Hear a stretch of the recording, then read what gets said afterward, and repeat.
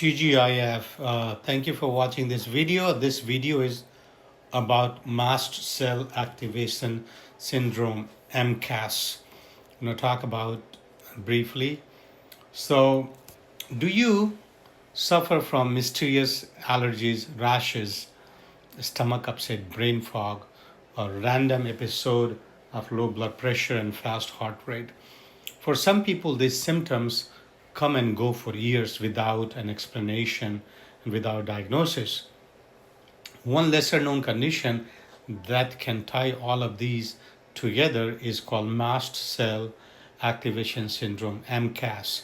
Today, I'm going to explain what mast cells are, why they sometimes go rogue, and sometimes you need to watch for what you need to watch for, and how doctors diagnose it and treatment option available. So, what are mast cells? Mast cells are it's a type of white cells, a part of our immune system. They live in the skin, they live in lungs, the gut, and the blood vessels. So, basically, they are frontline defense cells, and they release chemicals called mediators like histamine, tryptase, leukotrienes, and prostaglandins to fight infection and heal wounds and trigger allergic reaction. Normally, mast cells only activate when they are needed, but in MCAS, these cells become overly sensitive and release mediators without proper triggers or release too much, causing widespread symptoms. MCAS affects multiple organs, systems, so symptoms are varied. The skin, you're going to have hives, flushing, itching, swelling. Gastrointestinal, you're going to have abdominal pain, bloating. My computer first. I need to work on this. Diarrhea, nausea, vomiting, similar to irritable bowel syndrome. Cardiovascular, sudden low blood pressure, make you dizzy, fainting, rapid heartbeat like POTS. Lungs, it will cause constriction of the bronchus. So you have wheezing, shortness of breath, asthma-like symptoms. Neurologically, you're going to have brain fog, headache, anxiety, sometimes depression, and also sometimes sensitivity to heat, cold, strong smells, alcohol, medications. And these episodes can look like allergic reaction, but allergic testing is always negative. Exact cause is unknown, but it's not always genetic. Some small number of cases, they have a KIT gene mutation, KIT, as in systemic mastocytosis. Common triggers, certain food, alcohol, shellfish, gluten, high histamine foods like cheese and wine, temperature extremes.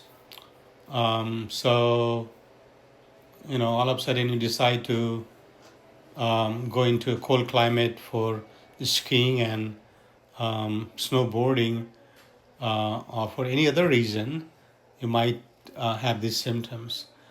Stress, infection, exercise can also cause it. Medications like opioids, NSAIDs, dye, contrast dye. MCAS is tricky to diagnose because symptoms overlap with many other conditions. So what we look for is, three different criteria. One is the symptoms consistent with mast cell mediator release, multi-organ involvement, and lab evidence, elevated mediators like serum tryptase and urinary histamine metabolites, prostaglandin D2 and leukotriene E4 during flare-ups. And also number three is response to treatment, lots of antihistamine treatment, patient feel tremendous improvement. Sometimes we also do allergic testing to rule out allergies, common allergies. Patient may need endoscopy, colonoscopy if the patient having lots of abdominal symptoms. And bone marrow biopsy is only done if there is a suspicion about systemic mastocytosis. Otherwise, it's not, and it's really done by hematologists. The goal is to reduce symptoms by stabilizing mast cells and blocking mediators. So one is lifestyle and avoidance. Identify and avoid triggers, food, dairy, environmental exposures, reduce alcohol, stress, and high histamine food like cheeses and wines. Medication, antihistamine, usually, cetirizine, loratadine, like a Zyrtec or Claritin, and other one, H2 blocker, like a famotidine or Zintec or Tagamet. So usually you have to prescribe both histamine 1 H1 blocker and H2 blocker. And then you have mast cell stabilizer medication called cromolyn sodium or ketotifen. Um, and they also have leukotrienes inhibitor called montelukast, and that you know can also help to, because you have to block histamine receptor, you have to stabilize mast cells.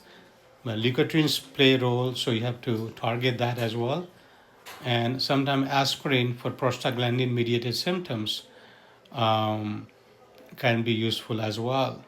Uh, and those patients who have severe symptoms, they need to carry epinephrine auto injector, like the people who have allergic incidents where they pass out. And so this can definitely help in those situations. Low dose steroid can help as well for a different episode. So patients should have extra dose of extra refill on low dose steroid. Supportive approaches: low histamine diet, adequate hydration, sleep, stress management, and working with a specialist, allergist, immunologist, gastroenterologist, and with your PCP. Living with MCAS: while there is no permanent cure, many patients live well by managing triggers, following a treatment plan, and carrying emergency medication. The key is awareness, because of the earlier MCAS is recognized, the better the outcome and quality of life. So if you or someone have unexplained allergic reactions, gut issues, fainting spells, consider talking to your doctor about mast cell activation syndrome. Knowledge is power, and right diagnosis on right time can change somebody's life. So thanks for liking my video and following me, and have a great Friday and happy relaxing weekend.